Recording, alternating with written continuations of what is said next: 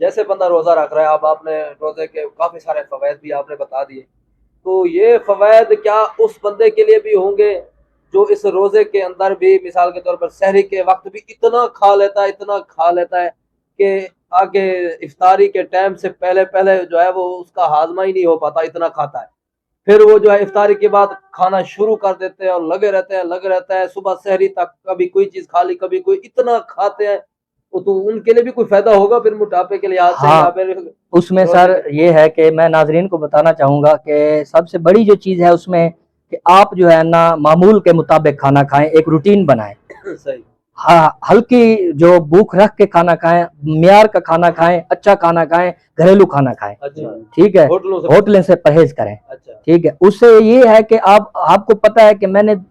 صبح اتنا کھانا کھانا ہے، رات کو اتنا کھانا ہے، آپ اپنا ایک ذہنی طور پہ خود کو مطمئن کریں، پرفیکٹ کریں۔ ہاں اگر آپ نے کھانا کھا لیا، اگر آپ کو پریشانی ہو رہی ہے تو اس کے لیے ہم آپ کو تھوڑی سی ورزش، واک، ہلکی پھلکی اس کا طریقہ کار بتاتے ہیں۔ روزہ تو ویسے بھی ایک ورزش ہے، لیکن روزہ رکھ کے بھی اگر کوئی ورزش کرنا چاہتا ہے یا کرنی چاہیے یا نہیں کرنی چاہیے، اس حوالے سے اگر ہاں کرنی چاہیے، کیوں نہیں کرنی چاہیے اس کا تو کوئی جواز ہی نہیں ہے، اچھا، کرنی چاہیے، اس کا ٹائم ہو، ترتیب ہو، کیسے کرنی ہے، کیا ٹائم ٹیبل ہے اور اس کو کس لحاظ سے کرنی ہے۔ اب میں آپ کو بتاتا ہوں کہ آپ نے کھانا کھانے سحری کرنے کے 1 گھنٹے بعد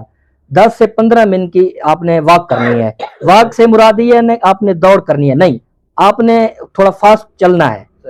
10 سے 15 منٹ، اس سے قدم تیز چلنا ہے، اس سے یہ ہوگا کہ آپ کا جو کھانا سحری ہے یہ ہضم ہوگا اور آپ کا روزہ اچھا گزرے گا، دن آپ کا اچھا گزرے گا، آپ کو پریشانی نہیں ہوگی۔ ہاں اب جو سیکنڈ ٹائم ہے ہمارا افطاری سے پہلے کا جو ٹائم ہے اس میں بھی افطاری سے آدھا گھنٹہ 40 منٹ پہلے اگر آپ کی جسم میں امیونٹی ہے، آپ کا جسم آپ کو اجازت دیتا ہے تو اس میں یہ تو افطاری سے پہلے بندے پڑے ہوتے ہیں۔ نہیں سر، اب میں کہتا ہوں اب جو رمضان ہے یہ ٹھنڈا رمضان ہے، اچھا، موسم ہاں اس کی برکت ہے ویسے بھی، لیکن یہ ٹھنڈا رمضان ہے، اس میں یہ ہے کہ آپ نے سحری کے بعد تو 20 منٹ کرنی ہے، افطاری سے پہلے آپ نے 10 منٹ کرنی ہے، اس میں پہلے بھی 10 منٹ ورزش کریں، ہاں ورزش کریں، ہاں اس میں سب سے بڑی جو چیز ہے وہ جو آپ کو ورزش کرنے سے جو پسینہ آئے گا، ہمارے میٹابولزم جو ہوتے ہیں، جو اندرونی زہری باتیں چیزوں کو کنٹرول کرتے ہیں، اس سے یہ ہوگا کہ اس میں انسان جو بھی فالتو چیزیں جسم کی ہوں گی وہ اس سے کم ہوتی ہیں۔ پسینہ جو آتا ہے اس سے ہمارے پٹھے کھلتے ہیں، ہاں باہر نکالتا ہے، وہ پسینے کے ذریعے، اس واک کے ذریعے یہ فالتو چیزیں جو ہوتی ہیں، جو زہر بات چیزیں ہوتی ہیں، جو اندرونی سارے جسم کو نقصان دے رہی ہوتی ہیں، وہ باہر نکلتی ہیں اور اندر وہ جسم کو فائدہ دیتی ہیں۔ اچھا ڈاکٹر صاحب، جیسے آپ نے سحری کا ورزش کا بتا دیا، پھر افطاری سے پہلے ورزش کا بتا دیا، تو افطاری کے بعد اکثر لوگ جو ہے وہ روٹیاں وغیرہ کھاتے ہیں، ویسے تو جیسے نظام ہے ہمارے دیہاتی علاقوں میں یا شہری میں بھی یہی نظام ہے، تو جو نظام ہے وہ یہ ہے کہ افطاری کی ہلکی پھلکی پکوڑے سموسے کھا لیے، یا مثال کے طور پر شربت وغیرہ پی لی، یا کوئی جوس وغیرہ پی لیا، یا سیب وغیرہ کھا لیا، یہ ہلکی پھلکی جو ہے وہ افطاری کر لی، پھر نماز پڑھنے چلے گئے، اور پھر نماز پڑھنے کے بعد جو ہے پھر وہ روٹی اچھی طریقے سے کھائی، اور پھر اوپر سے پھر عشاء کا ٹائم ہو جاتا ہے، تو اس حوالے سے ادھر تو ان کو ورزش افطاری کے بعد ورزش کا ٹائم نہیں ملتا، تو کیا یہاں کرنی چاہیے؟ ہاں اس میں یہ ہے کہ اس کا جو ترتیب ہے، ہم روزہ کھلنے کے بعد تقریباً 40 منٹ کے بعد نماز کا ٹائم شروع ہوتا ہے، آدھے گھنٹے کے 40 منٹ کے بعد نماز کا عشاء کا ٹائم شروع ہوتا ہے، اس میں ہمارا ٹائم بچتا ہے، ہم نے اس کو ترتیب دینی ہے۔ وہ کیسے ہے کہ سب سے پہلے آپ نے افطاری کرنی ہے سادہ پانی اور کھجور سے، اور کچھ نہیں، نہ ہی کوئی تلی ہوئی چیزوں سے، سموسے پکوڑے، یہ تو روزے کی برکت ہے، ہمیں کچھ نہیں ہوتا، ورنہ یہ تو زہر کھا رہے ہیں آپ۔ 12 سے 14 گھنٹے آپ نے، 16 گھنٹے آپ نے روزہ رکھا اور میدا کھا لی، آپ اس کو جو ہے نا آپ ایسی چیزیں دے رہے ہیں میدے کو جو اندر جا کے آگ لگا دے، یہ تو روزے کی برکت ہے، میں مانتا ہوں ایز اے مسلمان کہ یہ روزے کی برکت ہے، اور ہمارے کھانے کی جو ترتیب ہے بہت ہی غلط ہوتی ہے، یہ ایک چیز کھا لی، دوسری کھا لی، تیسری کھا لی، یہ سب چیزیں کھانے سے میں کہتا ہوں نارمل حالت میں تو انسان تو 15 منٹ کے بعد تو بے ہوشی کی حالت میں چلا جائے، لیکن یہ ہے اللہ کے اس بابرکت مہینے، اللہ کا فضل ہے اور اس روزے کی برکت ہے، جو کچھ ہم کھاتے ہیں ہمارا معدہ اس کو برداشت کرنے کی کوشش کرتا ہے۔ ہاں میں وہی بتا رہا ہوں کہ آپ نے یہ دنیا کی بنائی ہوئی چیزیں نہیں ہاں ہیں، یہ اللہ کی بنائی ہوئی چیزیں ہیں۔ یہ تو روزہ اور یہ بابرکت مہینہ یہ اللہ تعالیٰ کی طرف سے نعمت ہے اور اس میں طاقت ہے۔ ہاں یہ چیز ہے کہ آپ پانی سے روزہ کھولیں، سادہ پانی کھجور استعمال کریں، نماز پڑھیں، کھانا کھائیں۔ کھانا بھی جو ہے نا کھانا کھانے کے بعد آپ کا ٹائم بچتا ہے 5 منٹ 10 منٹ، اس کو ضرور کریں ورزش۔ اس میں یہ ہوگا کہ وہ بھی آپ کے کھانے کو ہضم کرے گی۔ بندہ باہر جا کے نہیں کر سکتا، اب ورزش تو اپنے گھر میں ہی کر سکتا ہے، تھوڑا چہل قدم کر لے، راؤنڈ لگا لے، اگر تھوڑا بہت سائن ہے آتا جاتا رہے، ہاں تھوڑا فاسٹ چلے، ایک قدم ایسے بڑھائے، فاسٹ چلے، تھوڑا سا زیادہ دوڑ نہ کرے۔ اس میں اب یہ آپ جو آپ نے سوال کیا کہ ٹائم ہی نہیں بچتا، اس کا فائدہ ہے یا نہیں ہے، میں بتاتا ہوں کہ اس میں یہ ہوگا آپ کا جو افطاری کا کھانا ہوگا وہ ہضم ہوگا، آپ کی جو ہے عشاء کی نماز بہتر ہوگی۔ اب ہم کھانا ٹھوس کے کھا لیتے ہیں، اب ہمارا کیا ہوتا ہے کہ عشاء کی نماز میں ہم نیند کر رہے ہوتے ہیں، اتنی تراویح بھی 4 اور 8 پڑھ، ہاں اتنی خوش اسلوبی کے ساتھ امیونٹی کے ساتھ نہیں پڑھ سکتے جتنی ہمیں پڑھنی چاہیے۔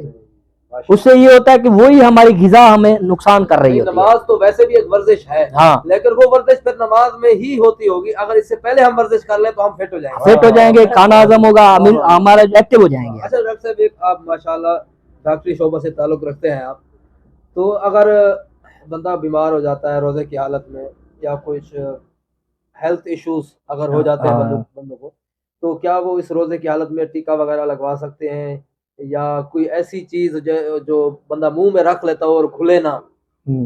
لیکن پھر بھی ذائقہ تو اس کا جاتا ہے، تو اس حساب سے کوئی گولی ہو یا کوئی مثال کے طور پر ٹیکا ہو تو کیا یہ لگوا سکتے ہیں روزے کی صورت؟ جی بالکل، اس میں ہمارے جو شرعی حساب سے وہ یہ ہے کہ اگرچہ آپ کو درد بخار ہے شدت قسم کا ناقابل برداشت ہے، آپ روزے کی حالت میں ہیں، تو درد بخار کا ٹیکا لگوانا جائز ہے، اور وہ گوشت میں لگوانا، ٹھیک ہے۔ ہاں جو ہم آگے ہم نہ بڑھیں، نہیں یہ درد بخار کی جو صورتحال ہے وہ نارمل ہو یا اس کی کوئی کیٹیگری ہے، مثال کے طور پر 100 تک ہو، یا جیسے آپ ڈاکٹر ہیں نا آپ کو زیادہ بہتر ہوگا کہ اس لیول تک اگر بخار ہے تو پھر وہ یہ کیٹیگری میں آتا ہے،